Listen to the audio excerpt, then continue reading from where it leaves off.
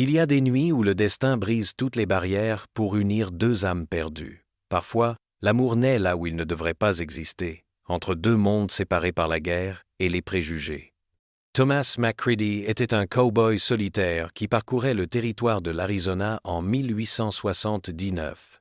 Ayanna était une jeune femme apache qui vivait près du ruisseau sacré de sa tribu. Une tempête les réunit pour une seule nuit, une nuit qui changea leur vie à jamais. Ils pensaient que ce moment de tendresse resterait leur secret. Mais 9 mois plus tard, Ayanna donna naissance à un enfant qui ne ressemblait à aucun autre. Un enfant qui portait en lui un mystère que personne ne pouvait expliquer. Comment deux cultures différentes allaient-elles réagir face à cette naissance extraordinaire? Avant de revenir au cœur de l'histoire, dites-nous d'où vous nous regardez et, si ce récit vous a touché, abonnez-vous, car demain je vous ai préparé quelque chose d'extraordinairement spécial. Thomas McCready n'était pas un cow-boy ordinaire. Dans ses yeux bruns se cachaient les ombres d'un passé qui le poursuivait à travers tout le territoire de l'Arizona comme des fantômes invisibles. Sa peau était bronzée par le soleil du désert, ses mains durcies par des années de travail avec le bétail et les armes. Il portait avec lui un petit carnet de cuir usé par les années de feuilletage constant. Sur ces pages étaient consignés non seulement les voyages et les lieux, mais aussi les souvenirs douloureux de la guerre civile, qui lui avait pris tout ce qu'il aimait. C'était le printemps de l'année 1879, et le territoire de l'Arizona se débattait dans des conflits constants. Les colons arrivaient de tous côtés, cherchant la fortune et un nouveau départ, mais se heurtaient à la résistance des tribus indiennes qui vivaient là depuis des siècles. Les Apaches étaient particulièrement redoutables comme guerriers, connus pour leur ruse et leur capacité à survivre dans le désert inhospitalier qu'ils considéraient comme leur foyer. Thomas chevauchait lentement sur son cheval brun à travers le paysage desséché. Le soleil était déjà bas à l'horizon et projetait de longues ombres des formations rocheuses. L'air était sec et chaud, plein de poussière, qui se soulevait sous les sabots de son cheval. Au loin, il voyait de la fumée s'élever d'un camp indien, probablement un campement apache près du ruisseau sacré dont il avait entendu parler les vieux prospecteurs en ville. Dans ce campement vivait Ayanna, la fille du plus grand guérisseur de la tribu.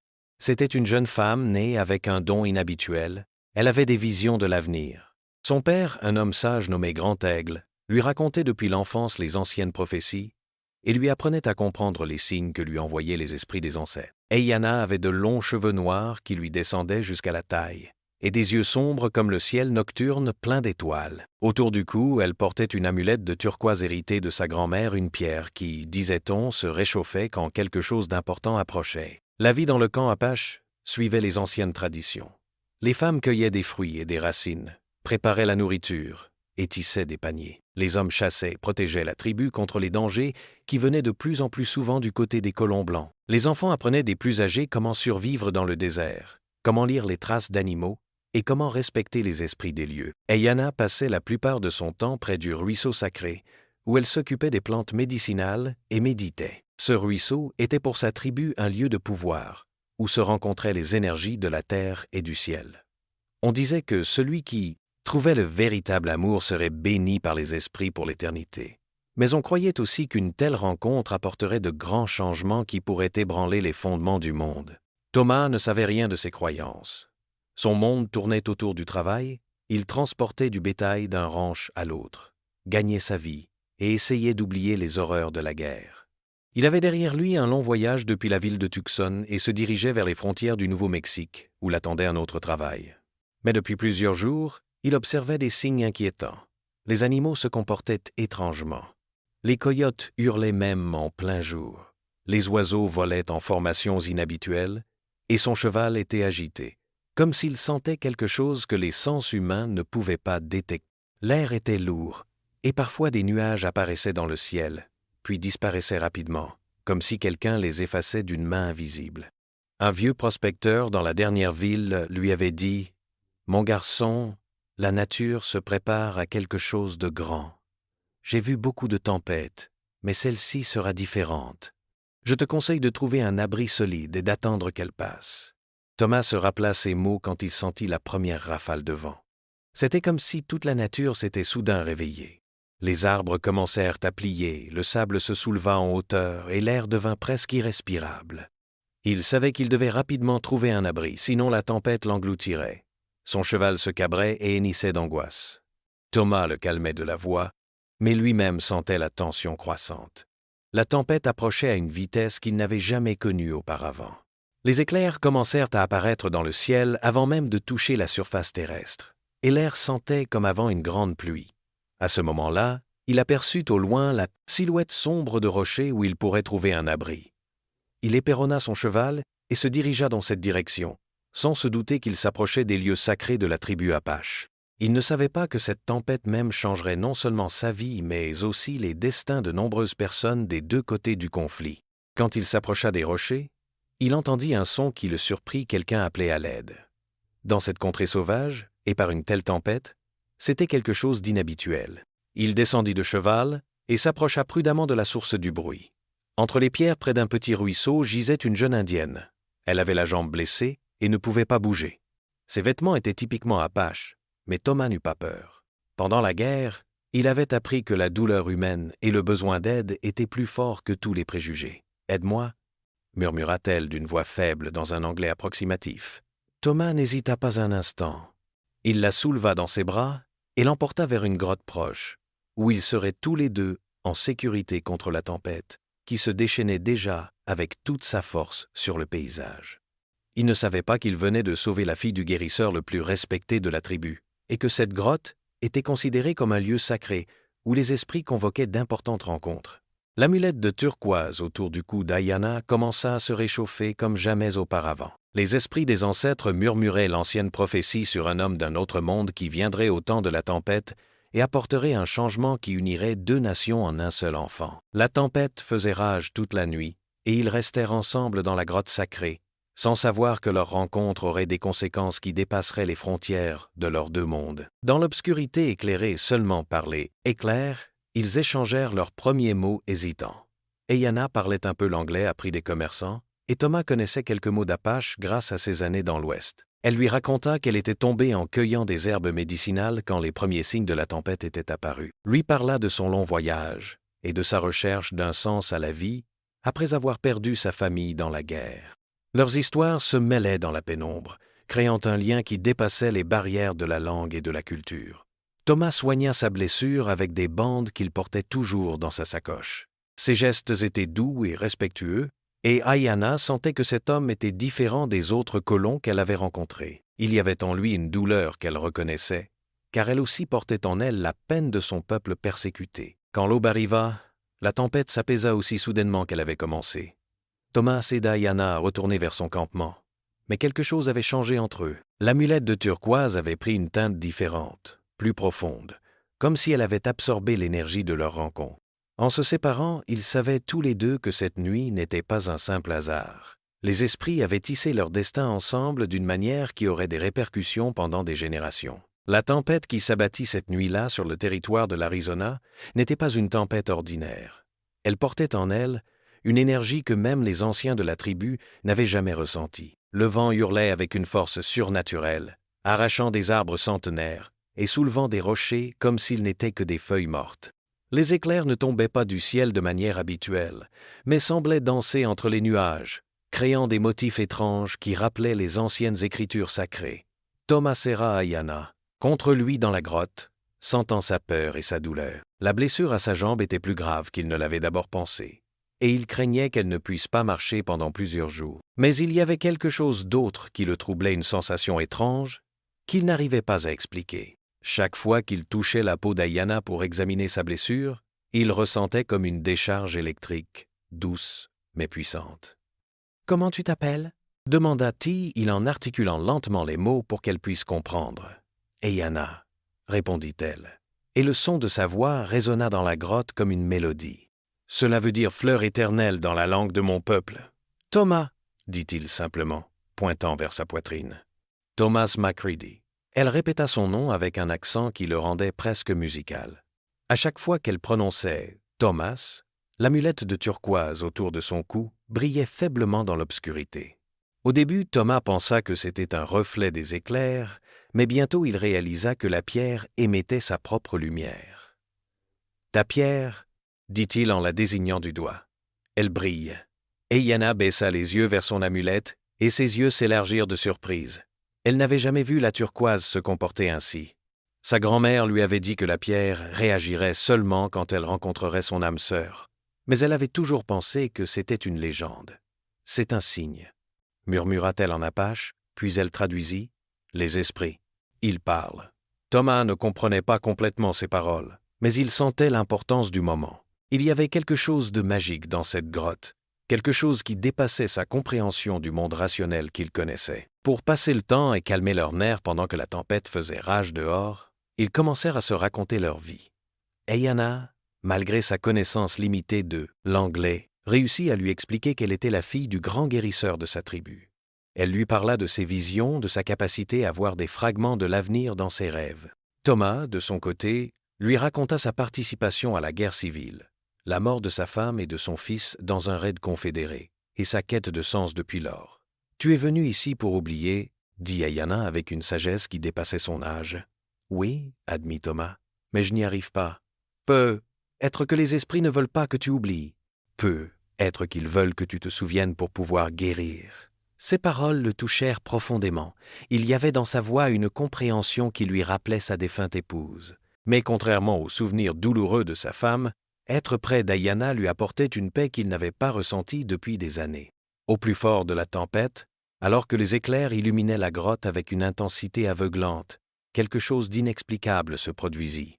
Thomas et Anna se regardèrent dans les yeux et virent tous les deux la même vision, un enfant aux yeux changeants, tantôt bruns comme ceux de Thomas, tantôt noirs comme ceux d'Ayana, qui grandissait pour devenir un pont entre deux mondes. « Tu l'as vu aussi ?»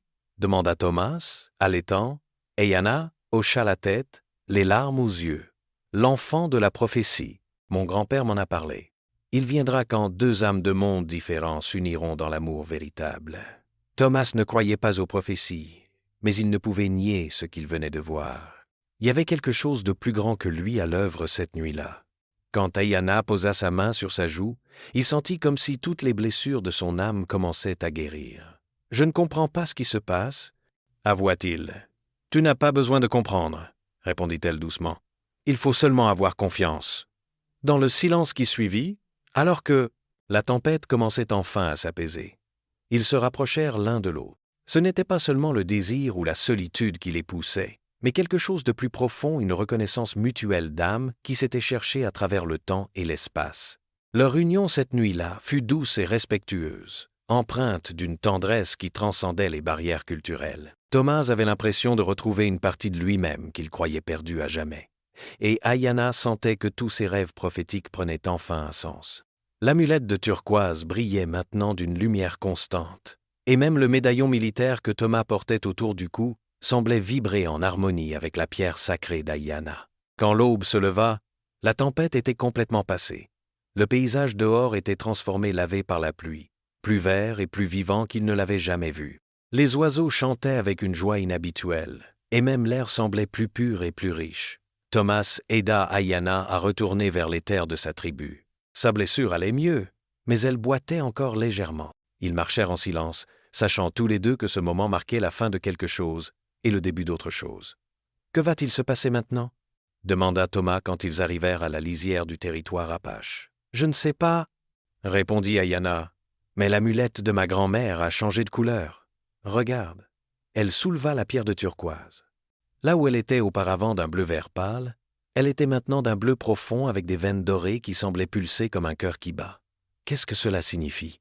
demanda Thomas. « Que notre histoire ne fait que commencer, » dit-elle, avec un sourire mélangé de joie et d'appréhension. Ils se séparèrent avec la promesse de se revoir, mais sans savoir comment ni quand. Thomas reprit sa route vers le Nouveau-Mexique. Mais son cœur était resté avec Ayana. Elle retourna vers sa tribu, portant en elle non seulement le souvenir de cette nuit magique, mais aussi, sans le savoir encore, une nouvelle vie qui grandirait pour changer le destin de deux peuples. Thomas reprit sa route vers le Nouveau-Mexique. Mais chaque mille qu'il parcourait éloignait son corps d'Ayana, sans pour autant apaiser son esprit. Il ne cessait de penser à cette nuit extraordinaire, aux visions qu'ils avaient partagées et à la sensation de plénitude qu'il avait ressentie entre ses bras. Pour la première fois depuis la mort de sa famille, il avait l'impression d'avoir retrouvé un but dans la vie. Son cheval semblait sentir son trouble. L'animal était plus nerveux que d'habitude, s'arrêtant souvent pour regarder dans la direction d'où il venait, comme s'il voulait faire demi-tour. Thomas caressa l'encolure de sa monture et murmura « Je sais, mon vieux. Moi aussi, j'aimerais retourner là, bas. » Le soir, quand il installait son campement, Thomas sortait son carnet de cuir et essayait d'écrire ce qui s'était passé. Mais les mots lui semblaient insuffisants pour décrire l'intensité de cette expérience. Comment expliquer qu'une simple rencontre avait bouleversé tout ce en quoi il croyait? Comment décrire la sensation d'avoir touché quelque chose de sacré? Dans ses pages jaunies, il trouva une vieille lettre de sa défunte épouse, Sarah. Elle lui avait écrit juste avant sa mort. « Mon cher Thomas, si quelque chose m'arrive, promets-moi de ne pas fermer ton cœur pour toujours. L'amour est la seule chose qui peut guérir les blessures les plus profondes. Si tu trouves quelqu'un qui peut t'apporter la paix, n'hésite pas à l'aimer, même si cela te semble impossible. » Ces mots résonnèrent en lui avec une force nouvelle. Sarah l'avait préparé à ce moment, même sans le savoir. La bague d'argent simple qu'il portait à son doigt, l'alliance de sa mère qu'il avait donnée à Sarah et qu'elle lui avait rendue avant de mourir, semblaient plus lourdes maintenant, mais d'un poids réconfortant plutôt qu'accablant. Pendant ce temps, dans le campement Apache, Ayana vivait des changements encore plus profonds. Dès son retour, les femmes de la tribu remarquèrent quelque chose de différent chez elle. Elle rayonnait d'une lumière intérieure qu'elle n'avait jamais vue auparavant. Et l'amulette de turquoise autour de son cou continuait à briller faiblement, même en plein jour. Sa tante, Lune d'argent, fut la première à s'en apercevoir. « Ma nièce, tu portes l'éclat de celle qui a touché son destin, » dit-elle en préparant des herbes médicinales. « Raconte-moi ce qui s'est passé pendant la tempête. » Ayana hésita d'abord, puis raconta tout à sa tante la rencontre avec Thomas, la nuit dans la grotte sacrée, les visions qu'ils avaient partagées. Lune d'argent l'écouta en silence, puis hocha la tête avec gravité. « Les esprits ont parlé, » dit-elle simplement. « Ton grand-père doit entendre cette histoire. » Grand Aigle, le père d'Ayana et le guérisseur le plus respecté de la tribu, écouta le récit de sa fille avec une attention intense. Ses yeux sombres ne quittaient pas l'amulette de turquoise qui continuait à émettre sa lueur mystérieuse. « Depuis des générations, nous gardons la mémoire d'une ancienne prophétie, » dit-il finalement. « Elle parle d'un temps où un homme de l'autre monde viendrait pendant une grande tempête, et où leur union donnerait naissance à un enfant qui servirait de pont entre nos deux peuples. Je pensais que c'était une légende, mais les signes ne mentent pas. » Il prit l'amulette dans ses mains et ferma les yeux. « Cette pierre a appartenu à ta grand-mère, qu'il avait reçue de la sienne. Elle a été bénie par 7 générations de femmes sages.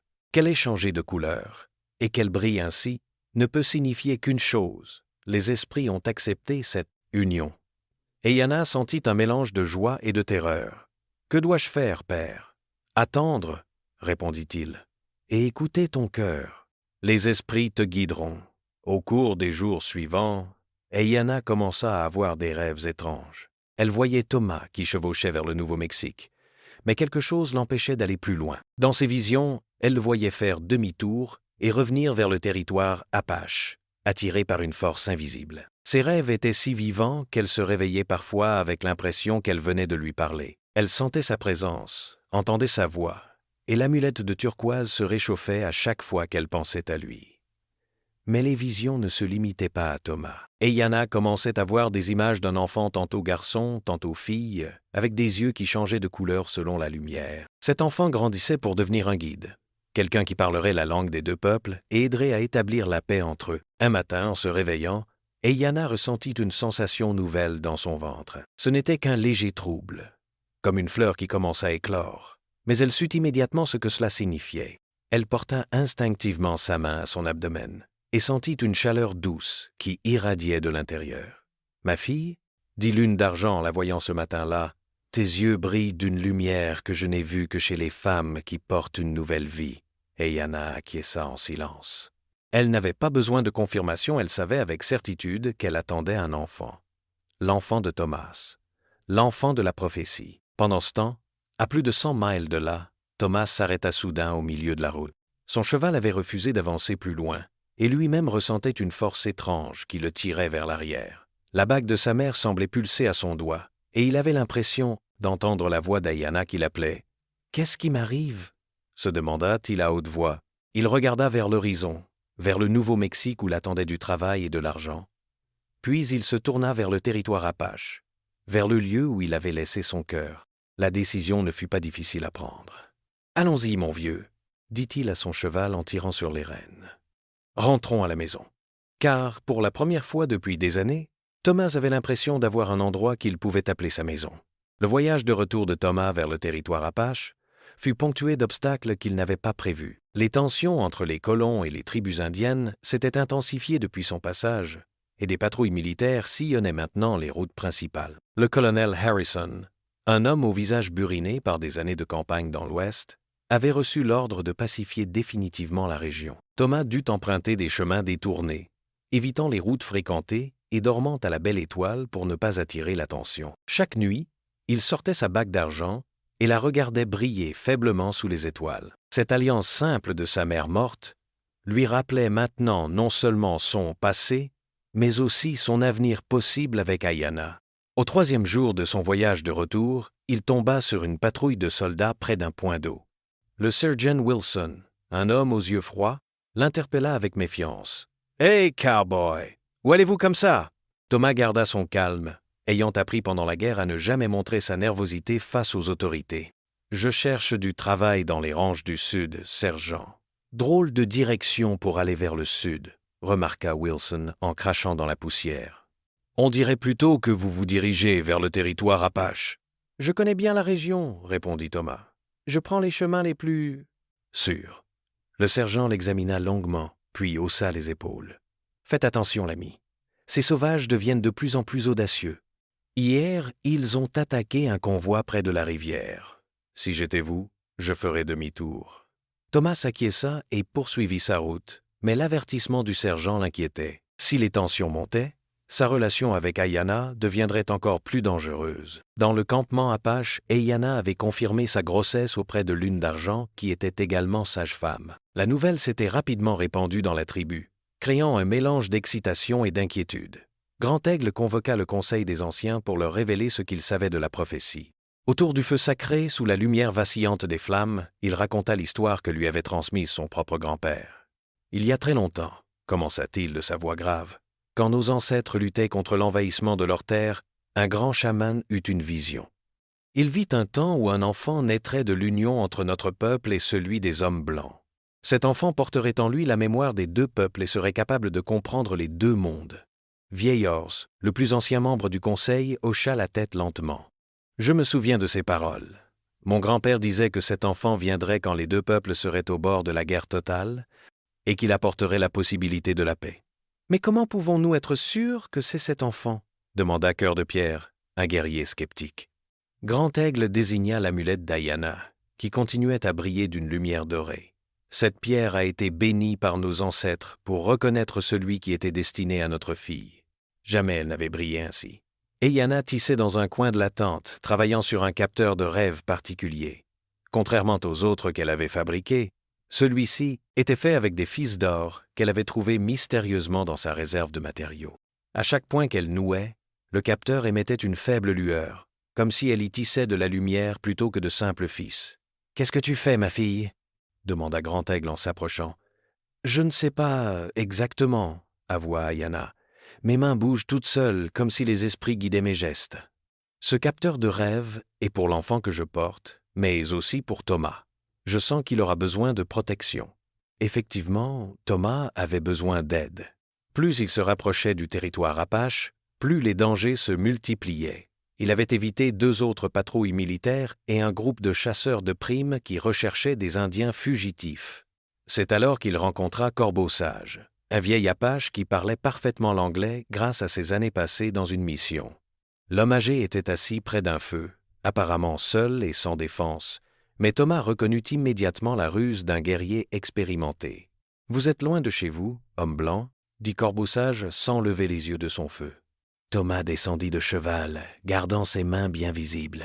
« Je cherche quelqu'un, une femme de votre peuple. »« Beaucoup d'hommes blancs cherchent nos femmes, » répliqua le vieil homme avec un sourire ironique. « Peu d'entre eux ont de bonnes intentions. »« Je ne veux pas lui faire de mal, » assura Thomas. « Elle s'appelle Ayanna. »« Elle est la fille du guérisseur. » Corbeau Sage leva enfin les yeux et examina Thomas attentivement. « Et pourquoi devriez-vous voir la fille de Grand-Aigle » Thomas hésita, puis décida de dire la vérité. « Parce que je l'aime. Et parce qu'elle porte mon enfant. » Le silence qui suivit sembla durer une éternité. Puis Corbeau Sage éclata de rire, un rire profond et chaleureux qui résonna dans la nuit. « Les esprits ont de l'humour, dit-il enfin.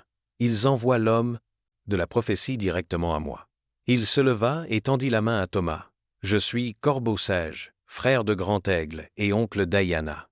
Elle m'a envoyé vous chercher. »« Elle savait que je reviendrais ?» demanda Thomas stupéfait. « Elle l'a vu dans ses rêves. » Notre nièce a le don de vision, comme sa grand-mère avant elle.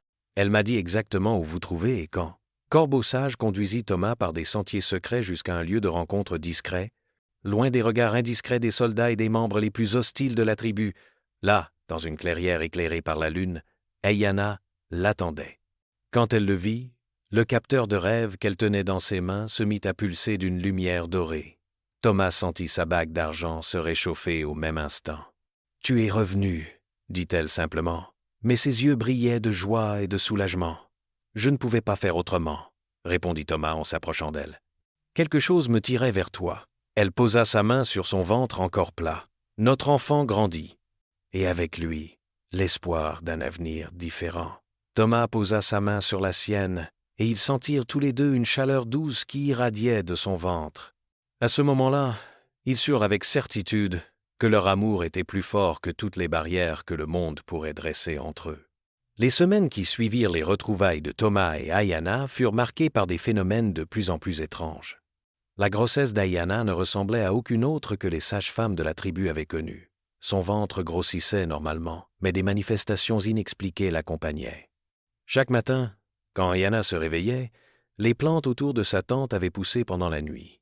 Les fleurs sauvages s'épanouissaient hors saison, et même les cactus les plus robustes semblaient reverdir en sa présence. Lune d'Argent observait ces changements avec un mélange d'émerveillement et d'inquiétude. « Ma nièce, » dit-elle un matin en examinant un buisson d'épines qui avait miraculeusement fleuri, « l'enfant que tu portes a un pouvoir que nous ne comprenons pas encore. » Thomas avait établi un campement discret dans les collines, suffisamment près pour veiller sur Ayana, mais assez loin pour ne pas attirer l'attention des patrouilles militaires qui intensifiaient leur ronde. Corbeau Sage lui avait enseigné les bases de la survie selon les méthodes apaches, comment se dissimuler, comment lire les signes de la nature, comment communiquer par signaux de fumée. Mais ce qui troublait le plus Thomas, c'était l'effet qu'Ayana semblait avoir sur lui. Depuis leur réunion, il développait des capacités qu'il n'avait jamais eues. Il pouvait sentir sa présence à des milles de distance. Et parfois, il entendait ses pensées comme si elles lui parlaient directement à l'oreille. Un après-midi, alors qu'il réparait son équipement, son médaillon militaire cabossé se mit soudain à vibrer violemment. Il le sortit de sa chemise et vit qu'il émettait une lueur bleuâtre. Au même instant, il ressentit une douleur aiguë dans la poitrine, comme si quelque chose n'allait pas avec Ayana. Il sella son cheval et galopa vers le campement apache, guidé par une intuition qu'il ne pouvait expliquer. Quand il arriva près du ruisseau sacré, il trouva Ayana agenouillée près de l'eau pâle et tremblante. « Que s'est-il passé ?» demanda-t-il en se précipitant vers elle. « L'enfant, » murmura-t-elle en posant ses mains sur son ventre. « Il m'a montré quelque chose, une vision terrible. » Grand Aigle arriva à son tour, alerté par l'agitation de sa fille. Quand il vit Thomas, il ne manifesta aucune surprise, comme s'il s'attendait à sa venue. « Raconte-nous ce que tu as vu, ma fille, » dit-il doucement. Ayana ferma les yeux et respira profondément. « J'ai vu des soldats qui marchaient vers notre campement, beaucoup de soldats, dirigés par un homme aux cheveux gris. Ils viennent pour nous chasser de nos terres, mais ils cherchent aussi quelque chose d'autre. »« Quoi d'autre ?» demanda Thomas. « Toi !» répondit-elle en ouvrant les yeux. « Ils savent qu'un homme blanc vit près de notre tribu. Le colonel Harrison veut te capturer. » Thomas sentit son sang se glacer. Le colonel Harrison était connu dans toute la région pour sa brutalité envers les Indiens et sa détermination à éliminer toute résistance. « Comment peuvent-ils savoir ?» se demanda-t-il à haute voix. « Un éclaireur nous a trahis, » expliqua Grand Aigle. « Patte de Loup a été capturé la semaine dernière. Sous la torture, il a révélé ta présence ici. » Cette nouvelle changea tout.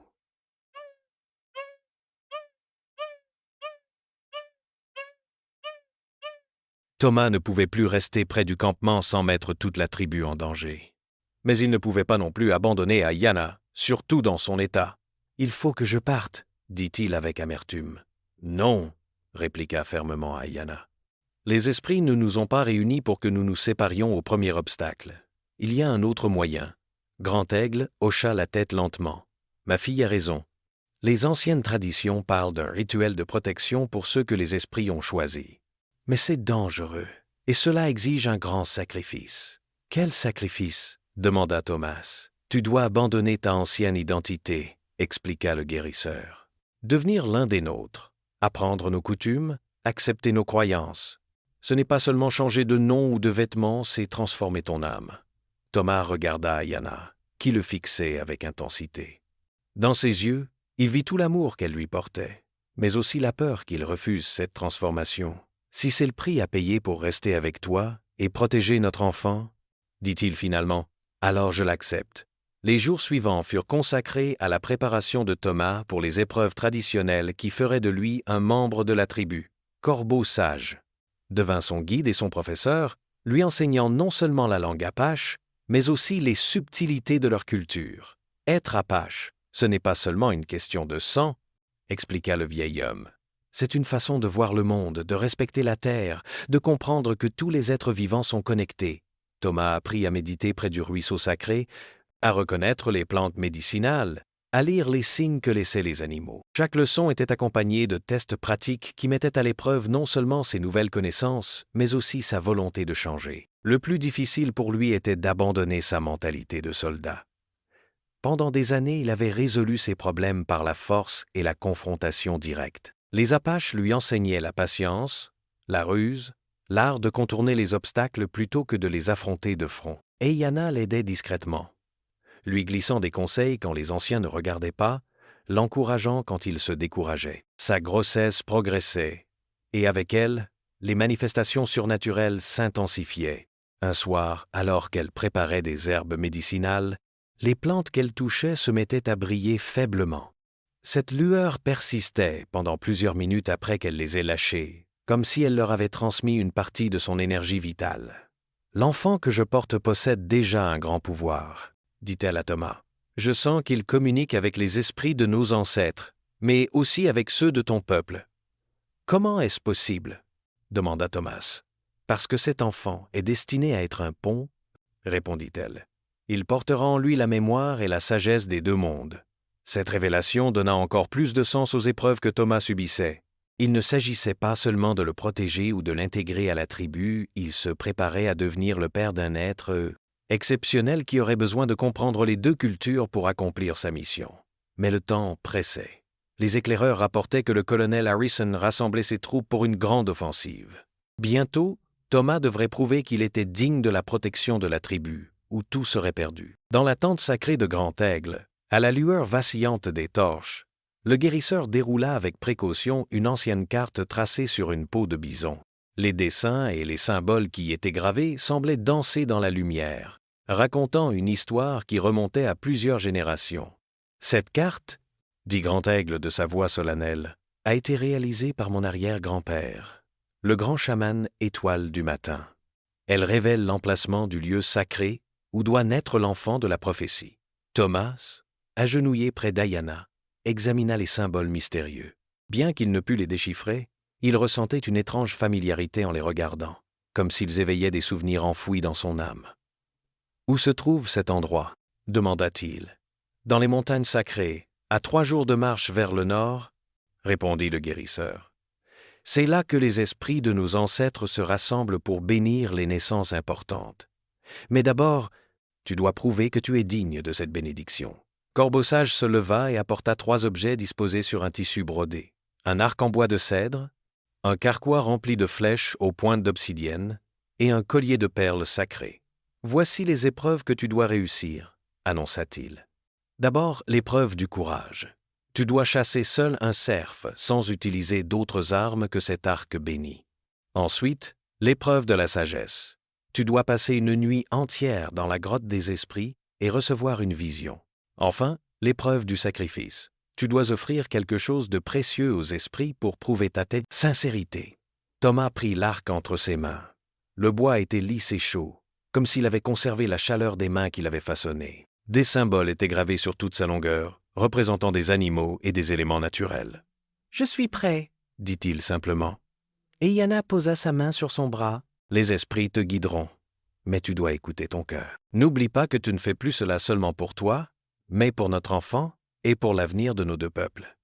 La première épreuve commença à l'aube. Thomas partit seul dans les collines, guidé seulement par les enseignements que lui avait prodigués Corbeau Sage. Il devait traquer un cerf en utilisant uniquement les méthodes traditionnelles, Apache lire les traces, comprendre les habitudes de l'animal, se déplacer sans bruit. Pendant des heures, il suivit des pistes qui semblaient le mener en cercle. Plus d'une fois, il crut avoir perdu la trace et dut recommencer. Mais petit à petit, il commença à comprendre la logique de la chasse selon la tradition Apache. Il ne s'agissait pas seulement de tuer un animal, mais d'entrer en communion avec l'esprit de la forêt. Quand il aperçut enfin le cerf, un magnifique mâle au bois imposant, Thomas ressentit un moment d'hésitation. L'animal le regardait droit dans les yeux, comme s'il comprenait ce qui allait se passer. Au lieu de s'enfuir, le cerf sembla attendre, offrant sa vie pour accomplir le rituel. Thomas banda son arc, visa et décocha sa flèche d'un geste fluide. Elle atteignit sa cible en plein cœur, tuant l'animal instantanément. Mais au lieu de la satisfaction habituelle du chasseur, Thomas ressentit un profond respect pour la vie qu'il venait de prendre. Il ramena le cerf au campement selon les traditions, en remerciant son esprit pour le sacrifice et en promettant que sa mort ne serait pas vaine. Les anciens accueillirent son retour avec des hochements de tête approbateurs. « Tu as réussi la première épreuve », déclara Grand-Aigle. « Tu as appris que prendre une vie est un acte sacré qui ne doit jamais être fait à la légère. » La deuxième épreuve eut lieu la nuit suivante. Thomas dut passer toute une nuit dans la grotte des esprits, une caverne isolée où les chamans venaient traditionnellement recevoir leurs visions. Il s'y rendit seul, armé seulement d'une gourde d'eau et de quelques herbes sacrées à brûler. Dans l'obscurité profonde de la grotte, Thomas alluma un petit feu et fit brûler les herbes. Leur fumée parfumée l'enveloppa, créant une atmosphère propice à la méditation. Il ferma les yeux et essaya de vider son esprit comme Corbeau Sage le lui avait enseigné. Au début, il ne vit que l'obscurité habituelle derrière ses paupières closes. Puis, progressivement, des images commencèrent à apparaître. Il vit d'abord Eiyana, radieuse de santé, tenant dans ses bras un enfant aux yeux extraordinaires, des yeux qui semblaient contenir toute la sagesse du monde. Ensuite, la vision s'élargit. Il vit des hommes blancs et des Apaches travaillant côte à côte, construisant ensemble un monde nouveau. Il vit des enfants métis grandir sans honte de leur héritage double, servant de traducteurs et de médiateurs entre les deux cultures. Mais il vit aussi les obstacles qui les attendaient. Des guerres terribles, des incompréhensions, des moments où tout semblerait perdu. L'enfant qu'Eiyana portait devrait affronter de nombreuses épreuves avant d'accomplir sa destinée.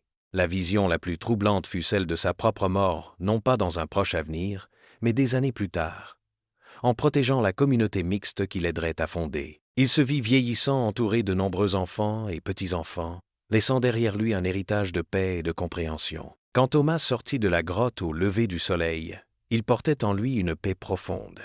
Il avait vu son avenir et l'acceptait pleinement, avec ses joies et ses souffrances. « Qu'as-tu vu » demanda Grand-Aigle quand il revint au campement. « J'ai vu l'avenir » répondit Thomas, « et j'ai compris pourquoi les esprits nous ont réunis. » Pour la troisième épreuve, Thomas dut réfléchir longuement à ce qu'il pouvait offrir en sacrifice. Il possédait peu de biens matériels, mais il avait quelque chose d'infiniment précieux, la bague d'argent de sa mère, le dernier lien tangible avec son ancienne vie. Il la présenta aux anciens lors d'une cérémonie solennelle. « Cette bague représente mon passé, » dit-il.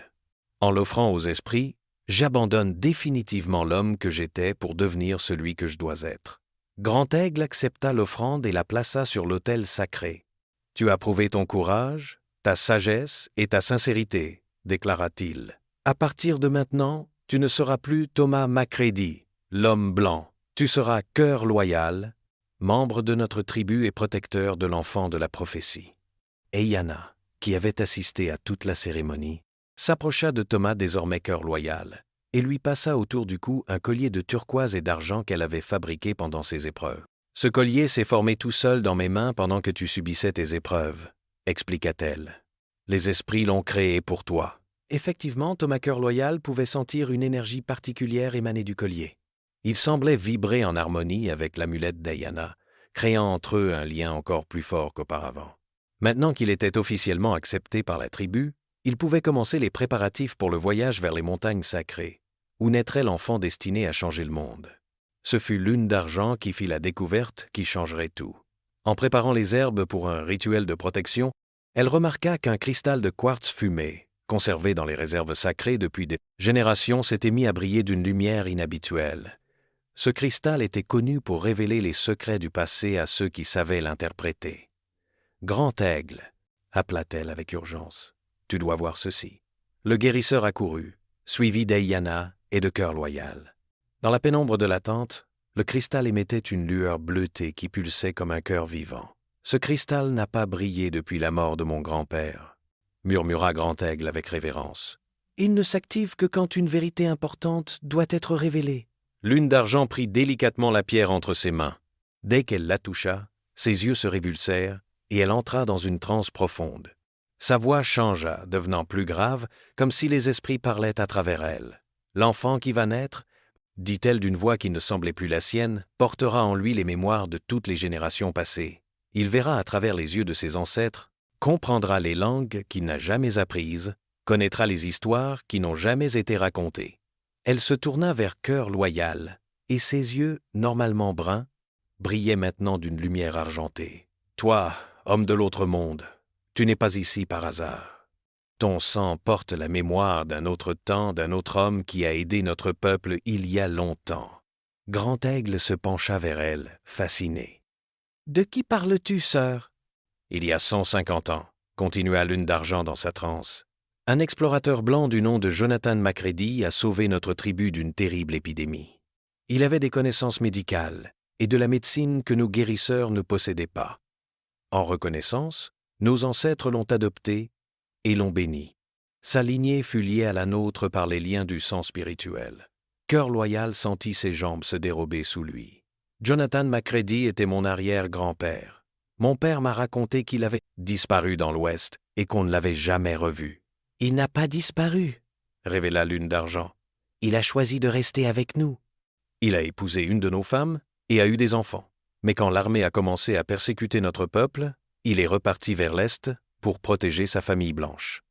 Avant de partir, les esprits lui ont promis qu'un jour, l'un de ses descendants reviendrait accomplir ce qu'il avait commencé. Cette révélation bouleversa tout le monde présent.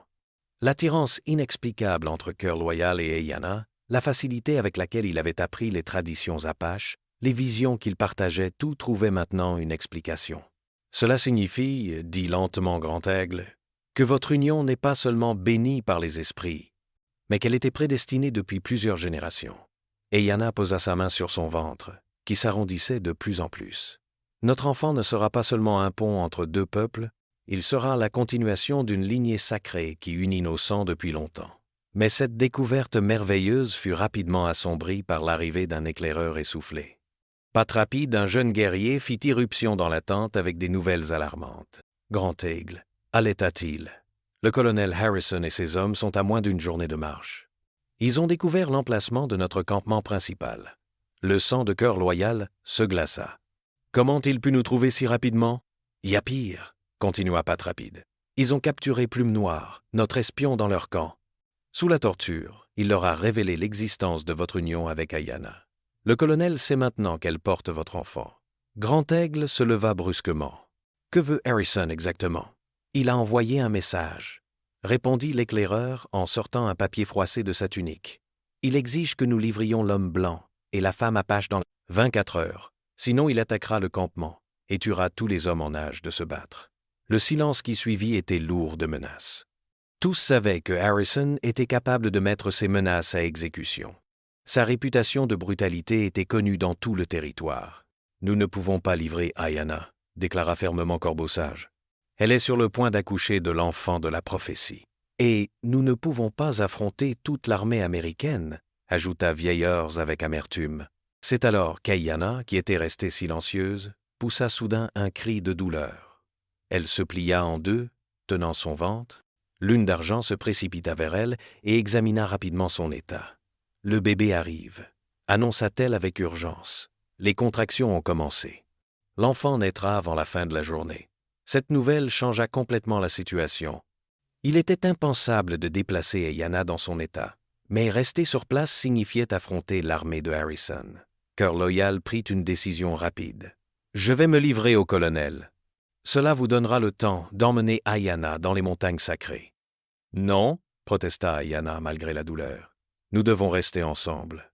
L'enfant a besoin de ses deux parents pour naître en sécurité. » Grand Aigle ferma les yeux et entra dans une méditation rapide, cherchant conseil auprès des esprits. Quand il les rouvrit, son visage exprimait une détermination farouche. « Les esprits ont parlé, dit-il. Nous devons nous rendre dans la grotte sacrée où vous vous êtes rencontrés pour la première fois. C'est là que l'enfant doit naître, et c'est là que nous affronterons notre destin. » « Mais Harrison nous y trouvera, » objecta Corbeau Sage. « Peut-être, » répondit le guérisseur. « Mais si l'enfant naît dans le lieu béni de sa conception, il aura la protection des esprits, et qui sait, peut-être que les forces qui vous ont réunis cette nuit-là interviendront encore. » En quelques heures, toute la tribu se mobilisa pour préparer le voyage vers la grotte sacrée. Les femmes rassemblèrent les fournitures nécessaires pour l'accouchement, les guerriers organisèrent la protection du convoi, et les anciens préparèrent les objets rituels indispensables. Ayanna fut installée sur une litière spécialement aménagée, entourée de coussins et de couvertures. Malgré la douleur qui s'intensifiait, elle gardait un courage remarquable. « Notre enfant choisit son moment, » dit-elle à Cœur Loyal avec un sourire forcé. « Il veut naître au même endroit où nous nous sommes aimés pour la première fois. » Le cortège se mit en marche vers la grotte, sachant que les soldats de Harrison les poursuivraient bientôt. Mais quelque chose d'étrange se produisit pendant le voyage. Le ciel, qui était clair au départ, commença à se couvrir de nuages noirs. Le vent se leva, et l'air devint électrique, exactement comme la nuit de leur première rencontre. « Une autre tempête arrive », observa Corbeau Sage en regardant l'horizon. « Ce n'est pas une coïncidence », murmura Ayanna entre deux contractions. Les esprits préparent la naissance de notre enfant. Quand ils atteignirent enfin la grotte sacrée, le premier éclair déchira le ciel. La tempête qui s'annonçait promettait d'être encore plus violente que la précédente. Cœur Loyal aida Ayanna à s'installer dans la grotte, au même endroit où ils avaient passé leur première nuit ensemble. Le cercle se refermait. Et bientôt, leur enfant verrait le jour dans ce lieu béni par les forces de la nature et les esprits des ancêtres. Mais au loin, ils pouvaient entendre le bruit des sabots qui se rapprochaient. L'armée de Harrison avait retrouvé leurs traces et arrivait au galop, déterminée à les capturer avant que l'enfant ne naisse. La bataille finale était sur le point de commencer. Dans la grotte sacrée, une activité fébrile régnait tandis qu'Ayanna entrait dans les phases actives du travail. Lune d'Argent dirigeait les préparatifs de l'accouchement avec l'efficacité d'une sage-femme expérimentée, disposant des herbes médicinales et des tissus propres autour de la future mère. « Les contractions se rapprochent » annonça-t-elle à Grand Aigle. « L'enfant naîtra avant l'aube, peut-être même avant minuit. » À l'extérieur de la grotte, la tempête gagnait en intensité. Les éclairs illuminaient le paysage rocheux avec une fréquence qui défait toute logique naturelle, et le tonnerre roulait sans interruption, comme si le ciel lui-même se préparait à une bataille épique. Cœur Loyal se tenait près de l'entrée de la grotte, déchiré entre son désir de rester auprès d'Ayanna et la nécessité de préparer la défense contre l'armée de Harrison. Corbeau Sage s'approcha de lui, portant l'arc béni en bois de cèdre et un carquois rempli de flèches spéciales. « Mon frère, » dit le vieil Apache, « le moment est venu d'utiliser pleinement les enseignements que tu as reçus. Ces flèches ont été bénies par 7 générations de guerriers. Elles ne manqueront jamais leur cible si ton cœur est pur. » Cœur Loyal prit l'arc avec révérence. Depuis qu'il l'avait reçu lors de ses épreuves, l'arme semblait avoir développé une connexion particulière avec lui. Le bois était chaud sous ses doigts, et les symboles gravés dessus semblaient pulser en harmonie avec les battements de son cœur. « Combien d'hommes Harrison amène-t-il » demanda-t-il. « Nos éclaireurs comptent environ 50 soldats, » répondit Patrapide, qui venait de revenir d'une mission de reconnaissance.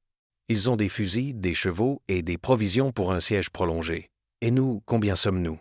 15 guerriers aptes au combat, » dit Corbeau Sage. « Mais nous connaissons le terrain. Et nous avons l'avantage de la position défensive. » Grand Aigle émergea de la grotte, son visage grave éclairé par les lueurs de la tempête. « J'ai consulté les esprits.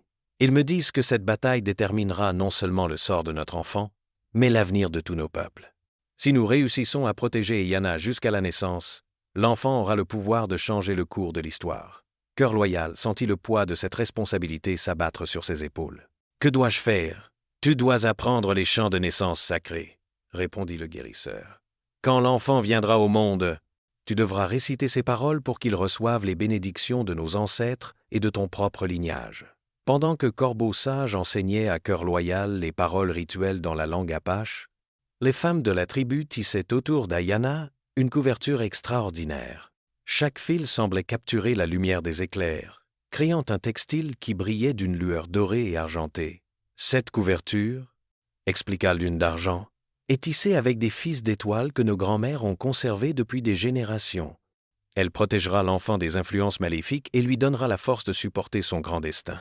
Ayana, malgré la douleur croissante de ses contractions, observait ces préparatifs avec émerveillement. « Je sens l'amour de toute notre tribu qui entoure notre enfant », murmura-t-elle à Cœur Loyal. « Mais je sens aussi quelque chose d'autre, une présence bienveillante qui ne vient pas de notre peuple. »« Que veux-tu dire ?» demanda-t-il en prenant sa main. « Les esprits de tes ancêtres sont ici aussi. Ton arrière-grand-père Jonathan et d'autres avant lui. Ils sont venus assister à la naissance de leurs descendants. » Cœur Loyal frissonna. Il ne voyait rien, mais il ressentait effectivement une présence chaleureuse autour d'eux, comme si des générations d'ancêtres des deux côtés veillaient sur ce moment crucial. À l'extérieur, les préparatifs défensifs battaient leur plein.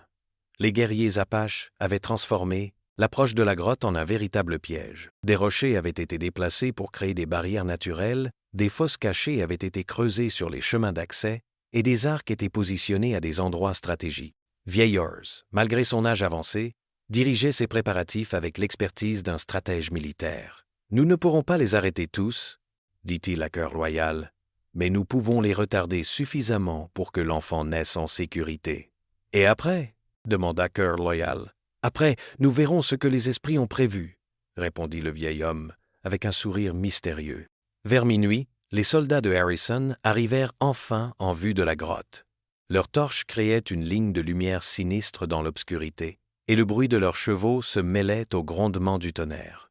Le colonel Harrison lui-même menait la charge, reconnaissable à sa stature imposante et à son uniforme orné de décorations militaires. Il fit arrêter ses hommes à distance respectueuse et cria par-dessus le vacarme de la tempête. « Vous êtes cernés, livrez-nous l'homme blanc et la squaw, et nous vous laisserons partir. » Corbeau Sage répondit depuis sa position cachée. « L'homme blanc dont tu parles n'existe plus. Il n'y a ici que des Apaches qui protègent leur famille. Alors vous mourrez tous. » Rugit Harrison. « Donnez l'assaut. » Mais au moment où les soldats éperonnèrent leurs chevaux, la tempête redoubla de violence. Un éclair particulièrement puissant frappa le sol juste devant la première ligne de soldats, effrayant les chevaux qui se cabrèrent et désarçonnèrent plusieurs cavaliers. « C'est un signe !» cria l'un des soldats. « Dieu protège ces sauvages !»« Sottise !» répliqua Harrison. « Ce ne sont que des phénomènes naturels. Continuez l'attaque !» Mais ces hommes hésitaient maintenant. Ils avaient tous entendu les histoires sur les pouvoirs surnaturels des chamans apaches, et cette tempête qui éclatait exactement au moment de leur attaque leur semblait trop opportune pour être une coïncidence. Dans la grotte, les contractions d'Ayana s'intensifiaient rapidement. Lune d'Argent examina son état et annonça « L'enfant sera là dans quelques minutes. Préparez-vous. » Cœur Loyal prit la main d'Ayana et commença à réciter les chants sacrés que Corbeau Sage lui avait enseignés. Sa voix se mêlait aux incantations des femmes de la tribu, créant une harmonie qui semblait résonner dans toute la grotte. Au même moment, quelque chose d'extraordinaire se produisit. Les parois de la grotte commencèrent à émettre une lueur douce, comme si la roche elle-même était vivante. Les cristaux incrustés dans les murs pulsaient en rythme avec les chants, créant un spectacle lumineux d'une beauté surnaturelle. « Les esprits de la terre nous bénissent », murmura Grand-Aigle avec révérence. Jamais je n'ai vu la grotte sacrée manifester un tel pouvoir. À l'extérieur, les soldats de Harrison étaient témoins de phénomènes qu'ils ne pouvaient expliquer. La grotte brillait maintenant comme un phare dans la nuit, et des formes lumineuses semblaient danser autour de l'entrée. Certains soldats juraient voir des guerriers fantomatiques qui montaient la garde. « Colonel !» dit le sergent Wilson d'une voix tremblante. « Peut-être devrions-nous attendre l'aube. Cette tempête rend l'attaque impossible. » Mais Harrison était obsédé par sa mission. « Nous attaquons maintenant. Je ne laisserai pas quelques tours de passe-passe indien m'arrêter. » Il éperonna son cheval et se lança vers la grotte, suivi à contre-cœur par ses hommes les plus fidèles. Mais à peine avait-il avancé de quelques mètres qu'un événement extraordinaire se produisit. Du fond de la grotte monta un cri, le premier cri de l'enfant de la prophétie qui venait de naître. Ce cri, amplifié par l'acoustique naturelle de la caverne, résonna dans toute la vallée avec une puissance qui dépassait celle du tonnerre. Au moment précis où ce cri retentit, tous les combats cessèrent. Soldats et Apaches s'arrêtèrent net, saisis par une force invisible qui les clouait sur place. L'enfant de deux mondes venait de faire son entrée dans le monde, et la terre elle-même semblait l'accueillir. Dans la grotte sacrée, baignée d'une lumière dorée qui semblait émaner des parois elles-mêmes, Eyanna donna naissance à l'enfant de la prophétie. Lune d'argent reçut le nouveau-né dans ses mains, avec une révérence qui dépassait sa longue expérience de sage-femme. « C'est un garçon » annonça-t-elle d'une voix émue, mais aussitôt elle s'arrêta, les yeux écarquillés de stupéfaction. « Par les esprits » regardez ses yeux. L'enfant avait les yeux ouverts, ce qui était déjà inhabituel pour un nouveau-né. Mais ce qui sidérait tout le monde, c'était la couleur de ses iris. Il changeait constamment tantôt brun comme ceux de son père, tantôt noirs comme ceux de sa mère, parfois d'un vert profond qu'aucun des deux parents ne possédait. Cœur Loyal s'agenouilla près d'Eyanna et de leur fils. Quand l'enfant tourna son regard vers lui, il eut l'impression troublante de voir une sagesse ancienne dans ses yeux changeants, comme si l'âme qui venait de naître portait déjà le poids de nombreuses vies. « Comment allons-nous l'appeler » demanda-t-il doucement. « Étoile du matin » répondit Eyanna sans hésitation. Comme dans la vision que nous avons partagée, au moment même où elle prononça ce nom, quelque chose d'extraordinaire se produisit. Un collier de turquoise et d'argent se matérialisa mystérieusement autour du cou du bébé, comme si les esprits eux-mêmes l'avaient forgé pour marquer son statut particulier. Grand-Aigle s'approcha avec révérence et examina le bijou. « Ce collier porte les symboles des deux peuples, » murmura-t-il. « Turquoise de nos montagnes sacrées, argent de veau. Mine de l'Est. Les esprits confirment que cet enfant unit vraiment nos deux mondes. Mais les merveilles ne s'arrêtaient pas là. À peine le petit étoile du matin eut-il poussé son premier cri que la grotte entière sembla réagir à sa présence. Les cristaux incrustés dans les parois pulsaient maintenant en harmonie avec les battements de son cœur minuscule, et une musique étrange, presque inaudible, semblait émaner des profondeurs de la terre. À l'extérieur, l'effet fut encore plus spectaculaire. Au moment précis où l'enfant était né, la tempête cessa brusquement, comme si quelqu'un avait fermé un robinet céleste. Les nuages se dispersèrent en quelques secondes, révélant un ciel d'un noir profond parsemé d'étoiles d'une brillance inhabituelle. Les soldats du colonel Harrison, qui s'apprêtaient à donner l'assaut final, s'arrêtèrent net.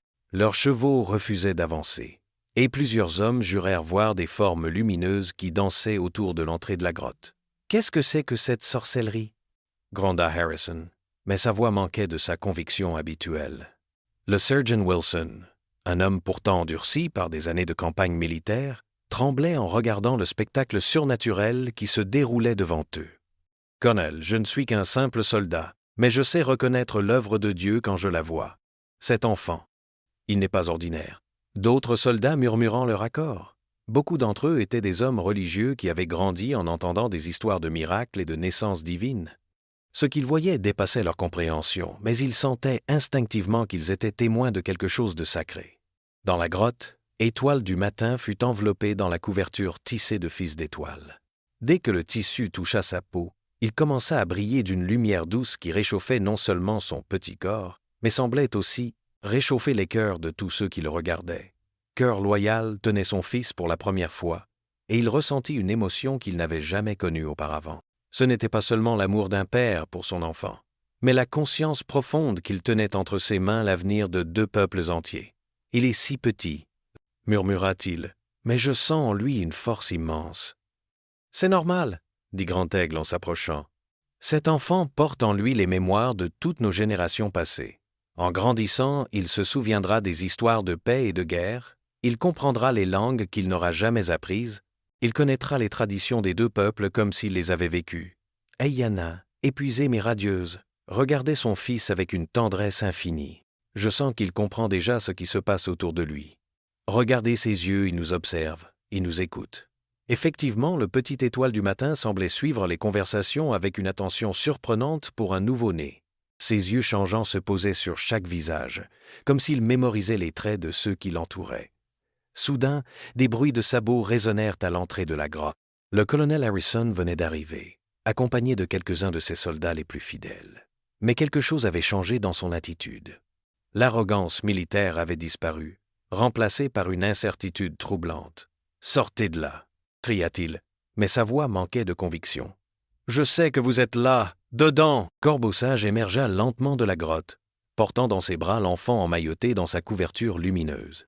À la vue du nouveau-né, Harrison recula instinctivement. « Voici l'enfant que vous vouliez capturer, colonel, » dit le vieil Apache avec dignité. « Regardez-le bien. Dites-moi ce que vous voyez. » Harrison s'approcha malgré lui, fasciné par la lumière douce qui émanait de la couverture. Quand ses yeux rencontrèrent ceux d'étoiles du matin, quelque chose de fondamental se brisa en lui. Dans ce regard changeant, il vit tout l'avenir qui s'ouvrait devant eux, un avenir où la guerre et la haine pourraient laisser place à la compréhension et à la paix. Il vit des enfants blancs et indiens jouant ensemble, des familles mixtes construisant des communautés prospères, des hommes des deux races travaillant côte à côte. Qu'est-ce que cet enfant ? Balbutia-t-il. Il est l'espoir, répondit simplement Corbeau-Sage. L'espoir d'un monde meilleur pour tous nos enfants. Le colonel Harrison resta figé pendant de longues minutes, incapable de détacher son regard des yeux changeants d'étoiles du matin.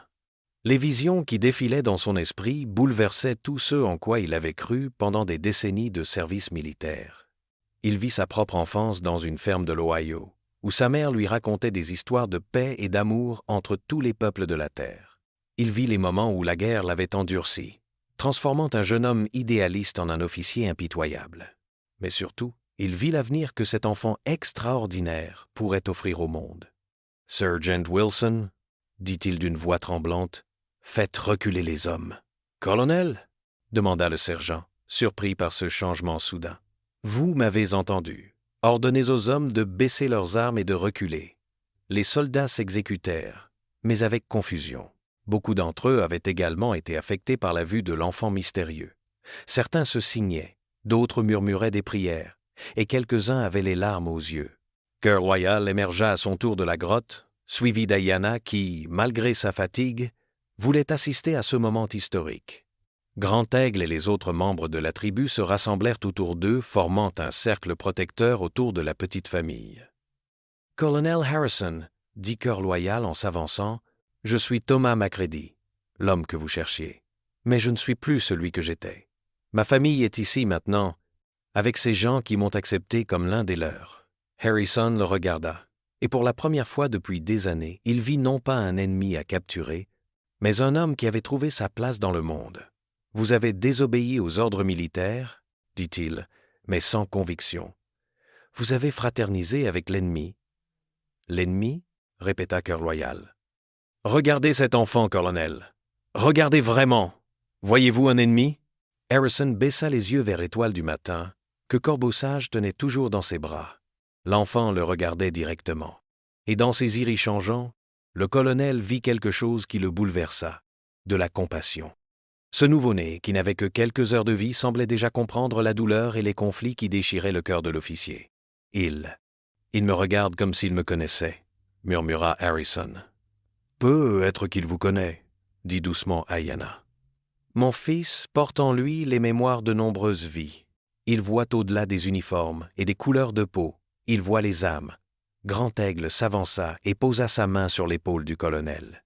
« Mes visions me disent que vous aussi, vous avez un rôle à jouer dans l'avenir que cet enfant apportera. Vous pouvez choisir d'être l'instrument de la guerre ou celui de la paix. » Harrison sentait tout son monde s'écrouler autour de lui. Pendant des années, il avait construit sa vie sur la certitude que les Indiens étaient des sauvages qu'il fallait éliminer ou soumettre. Mais face à cette famille, face à cet enfant mystérieux, toutes ses convictions volaient en éclats. « Mes ordres étaient de vous ramener mort ou vif, » dit-il faiblement. « Et maintenant » demanda Cœur Loyal. « Quels sont vos ordres maintenant » Le colonel regarda ses soldats, qui attendaient ses instructions. Il vit dans leurs yeux la même confusion que celle qu'il ressentait. Certains d'entre eux avaient des familles, des enfants. Comment pourraient-ils rentrer chez eux et expliquer qu'ils avaient tué un nouveau-né et sa famille ? « Mes ordres, » dit Harrison lentement, « ont changé. » Il se tourna vers ses hommes et éleva la voix. « Soldats, ce que nous avons vu cette nuit dépasse notre compréhension militaire. Cet enfant, cette famille, ils ne représentent aucune menace pour notre nation. Au contraire, Il pourrait bien représenter notre avenir. Le sergent Wilson s'approcha. « Que faisons-nous, colonel? »« Nous rentrons au fort, » répondit Harrison, « et nous rapportons que notre mission a été réorientée. » Il se tourna vers Cœur Loyal et sa famille. « Je ne peux pas effacer les ordres de mes supérieurs, mais je peux les retarder. Vous avez gagné du temps, être quelques mois. Utilisez-le sagement. » Et Yana s'avança, tenant son fils dans ses bras. « Colonel, regardez-le encore une fois. Vraiment regardez-le. » Harrison s'approcha et fixa les yeux d'étoile du matin.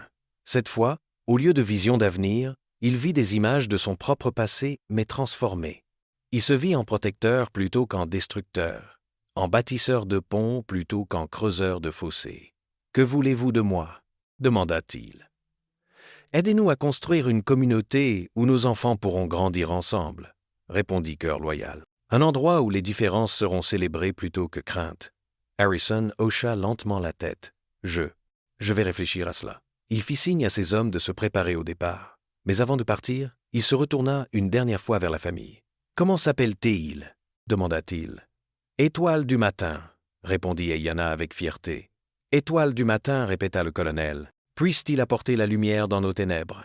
Alors qu'il remontait en selle, Harrison sentit quelque chose changer en lui. Pour la première fois, depuis des années, il se sentait paix, espoir. Peut-être que la guerre n'était pas la seule solution. Peut-être qu'il y avait un autre chemin.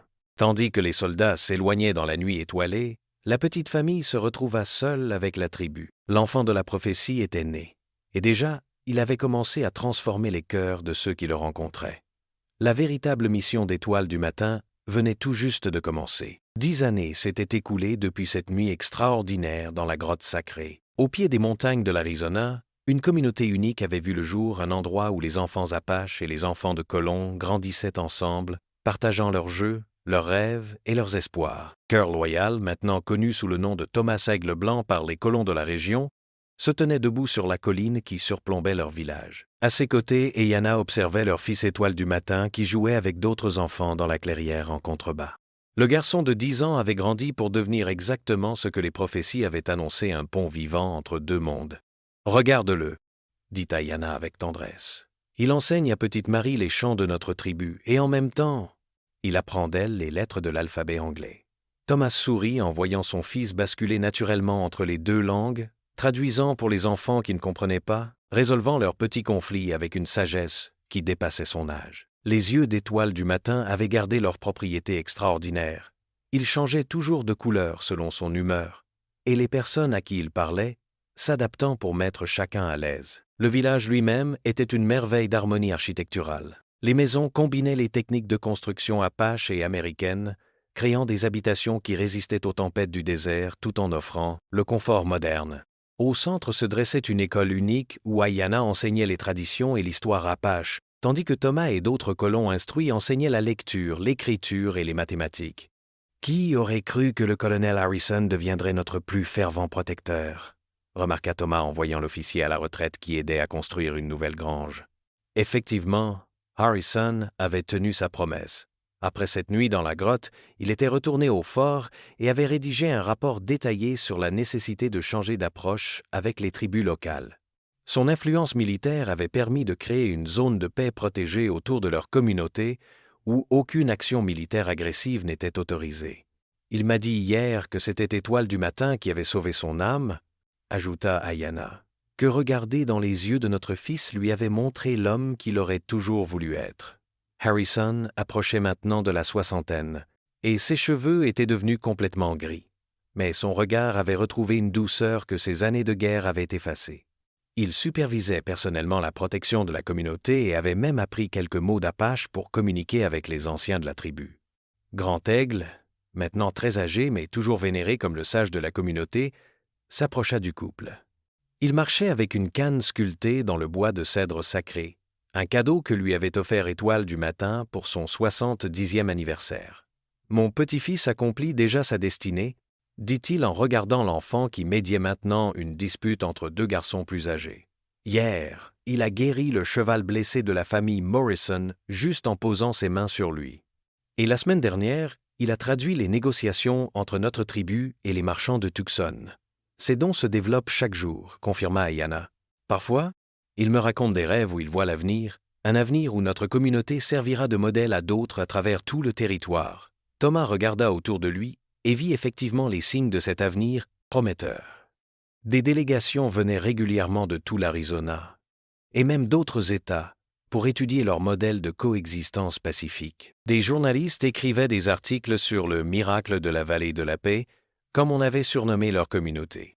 Dans l'atelier communautaire, ils pouvaient voir Corbeau Sage, maintenant le doyen respecté de tous, qui enseignait aux jeunes hommes blancs et apaches l'art de fabriquer des objets selon les traditions mélangées des deux cultures. Le berceau qu'ils avaient sculpté ensemble pour Étoile du matin, taillé dans du bois pétrifié et orné de symboles des deux peuples, était devenu le modèle pour tous les berceaux de la communauté. « Papa, maman !» appela Étoile du matin en courant vers eux, ses yeux brillant maintenant d'un vert émeraude joyeux. Grand-père Harrison dit qu'il a reçu une lettre importante du gouverneur territorial. Harrison grimpa la colline vers eux, brandissant une lettre officielle avec un large sourire. « Mes amis, j'ai de merveilleuses nouvelles. » Le gouverneur territorial a accepté de reconnaître officiellement notre communauté comme un district autonome. Nous aurons le droit de nous gouverner selon nos propres lois, tant que nous respectons les lois fédérales de base. Cette nouvelle fut accueillie avec des cris de joie. Cela signifiait que leur expérience de coexistence pacifique était non seulement tolérée, mais officiellement reconnue et protégée. Et ce n'est pas tout, continua Harrison. Le gouverneur souhaite que notre modèle soit étudié et reproduit dans d'autres régions. Il parle même de créer une université ici pour former des médiateurs culturels. Étoile du matin leva les yeux vers ses parents et Thomas vit dans ce regard une compréhension profonde de l'importance de ce moment. Son fils savait qu'il était né pour être plus qu'un simple enfant. Il était le symbole vivant que la paix entre les peuples était possible. Alors que le soleil se couchait sur leur vallée, peignant le ciel de couleurs dorées et orangées, Thomas prit la main d'Ayana et celle de son fils. Autour d'eux, la communauté se rassemblait pour le repas du soir, comme chaque jour depuis 10 ans, Apaches et Américains partageant la même table, les mêmes rires, les mêmes espoirs. « Nous avons créé quelque chose de beau, » murmura Thomas. « Nous avons créé l'avenir, » répondit Ayana en regardant Étoile du matin qui traduisait maintenant une blague d'un vieil Apache pour faire rire un groupe d'enfants de colons. Et dans ce moment de paix parfaite, alors que les premières étoiles commençaient à apparaître dans le ciel du désert, ils surent que l'héritage de cette nuit extraordinaire dans la grotte sacrée continuerait à grandir et à s'épanouir pour les générations à venir. L'enfant né de l'amour entre deux mondes avait tenu sa promesse, il avait apporté la lumière dans les ténèbres et montré que l'harmonie entre les peuples n'était pas seulement un rêve, mais une réalité à portée de main.